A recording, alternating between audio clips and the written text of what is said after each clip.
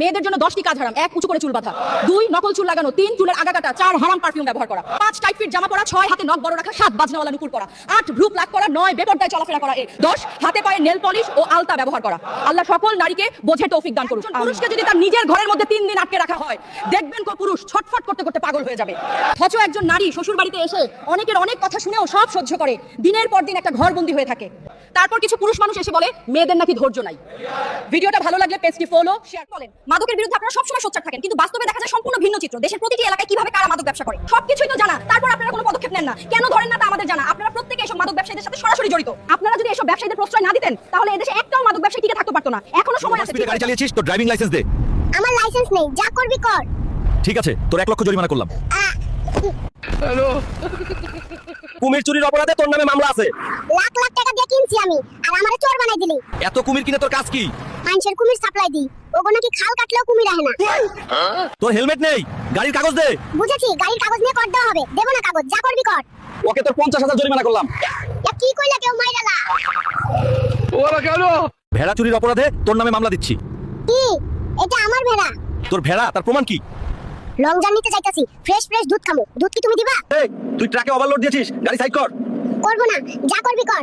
ঠিক আছে, তোর 5 লক্ষ জরিমানা করলাম। ইয়া, আমার দামই তো 5 লাখ না। হ্যালো, তুমি স্কুলে হাঁস মুরগি নিয়ে এসেছো কেন?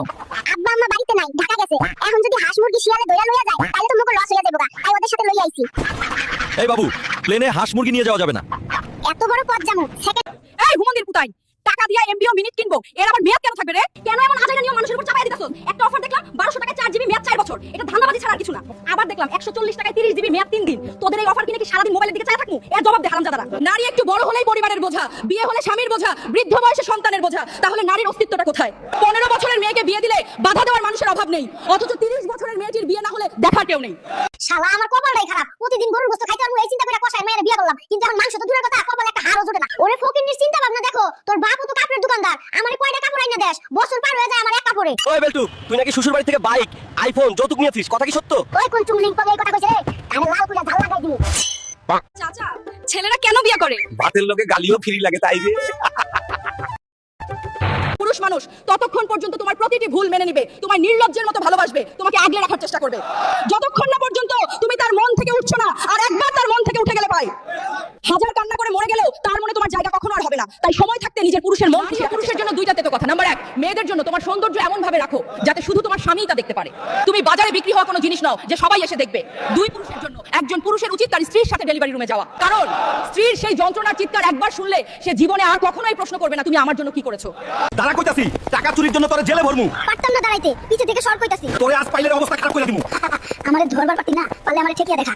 বউকে ঠিক রাখতে অবশ্যই 4টি কাজ করবেন। 1, স্ত্রীর হাতে স্মার্টফোন দেবেন না। স্ত্রীর হাতে স্মার্টফোন দেওয়া আর ঘরের মধ্যে পরপুরুষ থাকতে দেওয়া সমান কথা। 2, স্ত্রীকে কখনো বাজারে পাঠাবেন না। 3, স্ত্রীকে কখনো বাপের বাড়ি একা একা পাঠাবেন না। নাম্বার 4, বাসার মধ্যে কখনো পরপুরুষকে আসতে দেবেন না। ভিডিওটা ভালো লাগলে ইনার ভয়েস অফ সাহিদ পেজটি ফলো দিয়ে ভিডিওটা শেয়ার করে দিন। পুরুষের হাতে মেহেদি, বিয়েতে হোক, ঈদের সময় হোক বা অন্য সময় হোক, পুরুষদের জন্য হাতে পায়ে মেহেদি ব্যবহার করা হারাম। এটি কবিরা গুনাহের শামিল, কেননা এতে নারীদের সাদৃশ্য অবলম্বন করা হয়। ভিডিওটা ভালো লাগলে পেজটি ফলো শেয়ার করে দিন। একবার ভাবুন, নারী জন্মায় একজনের মেয়ে হয়ে, বড় হয় কারো বোন হয়ে, বিয়ের পর হয় কারো স্ত্রী, মা হওয়ার পর হয় কারো জন্য জান্নাতের দরজা। তবুও সমাজ প্রশ্ন তোলে সে কি করেছে। নারী যদি একটু হাসে বলে চরিত্র খারাপ, নারী যদি চুপ থাকে বলে অহংকারী, নারী যদি প্রতিবাদ করে বলে অবাধ্য। আসলে সমস্যা নারী না, সমস্যা হলো সমাজের মানসিকতা। এই সমাজ নারীর উৎসর্গ চায় কিন্তু তার সম্মান দিতে জানে না। অশিক্ষিত লোক 48 বছরে বিয়ে করে 39 বছরে বাবা হয়, 40 বছরে দাদা হয়, 60 বছরে বড় দাদা হয়, 80 বছর বাঁচলে মহাদাদাও হয়ে যেতে পারে। আর শিক্ষিত হলে 15 আজকাল বিয়েই করে 35 বছরে, বাবা হয় 40 বছরের, আর তার ছেলে মেয়ে যখন স্কুলে ঢুকে তখন হঠাৎ একদিন হুট করে হৃদরোগে আক্রান্ত হয়ে চলে যায়। তাহলে এত শিক্ষিত হয়ে লাভটা কি? ভিডিওটা ভালো লাগলে শেয়ার করে দিন। 500 টাকা একটা নাচনেওয়ালিকে দিলে তো সারা রাত ধরে নাচে, তার সাথে 200 টাকা বাড়িয়ে দিলে তো তার দেহটাও বেঁচে। শোনো নারী, কিসের এত রূপের গরম, কিসের এত টাকার গরম তোমার? এই শহরে টাকার বিনিময়ে আমরা নারী বিক্রি হই, পুরুষ কখনো টাকার বিনিময়ে বিক্রি হয় না। ওই বাইকে নড়াচড়া না করে ঠিক করে বস। আমার বাপের দেওয়া বাইকে আমি যেভাবে ইচ্ছা সেভাবে বসবো, তুই বলার কে? তোর বাপে বাইক দিতে বলে তুই আমার সাথে এভাবে কথা বললি? দাঁড়া। এই, এটা কি সত্যি যে তুমি একটা বাইক, আইফোন সবকিছু যৌতুক হিসেবে নিয়েছো? কোন চুংলিং পাবে এই কথা কইছে? এরা হিংসুক, সব আমার নিজের টাকায় কেনা। দাদু, তোমার জন্য ইঁদুরেরা তাদের জীবিকা হারাচ্ছে, আমার এটা একদম ভালো লাগছে না। ওরে গোলামের ঘরের গোলাম, আগে নিজের চিন্তা কর। নিজের পেটে ভাত নাই আর তুই ইঁদুরের চিন্তা করিস? রাত অনেক হয়েছে, সবাই ঘুমাচ্ছে। তুমি কেমন আছো আজ? সারাদিনের শেষে একটু নিজের খেয়াল রেখেছো তো? আমি ডক্টর সুমাইয়া নাহার। আজ শুধু মনে করিয়ে দিতে এসেছি, তুমি অনেক বেশি মূল্যবান এই পৃথিবীর কাছে। আমি জানি ক্লান্তি আছে, চিন্তাও আছে, তাও হাসিটা যেন হারিয়ে না যায়, কারণ তুমি নিজের চেয়ে অনেকের প্রেরণা। যদি আমার কথাগুলো তোমার মন ছুঁয়ে যায় তাহলে একটা লাইক দাও আর পেজটা ফলো করো। আমি প্রতি রাতে ফিরবো তোমার খোঁজ নিতে। কি খুঁজছেন দুনিয়াতে? সুখ শান্তি? তাহলে তুমি বোকা। দুনিয়াতে যদি সুখ শান্তির জায়গা হতো তাহলে মহান আল্লাহ কখনো জান্নাত বানাতেন না। কষ্ট তো দুনিয়াতেই হবে, কিন্তু জান্নাতে না। তুমি দুনিয়াতে একটু কষ্ট করে যাও, জান্নাত তোমার জন্য সুখের ছায়া হয়ে থাকবে।